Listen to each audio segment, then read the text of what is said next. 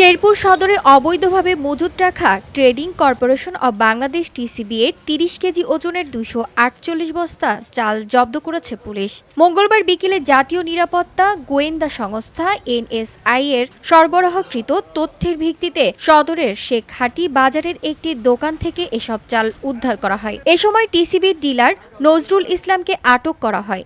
Police জানায়, dealer Nazrul Islam দীর্ঘদিন ধরে টিসিবির পণ্য সাধারণ গ্রাহকদের না দিয়ে কৌশলে স্থানীয় বাজারসহ আশপাশের বিভিন্ন স্থানে বিক্রি করে আসছিলেন।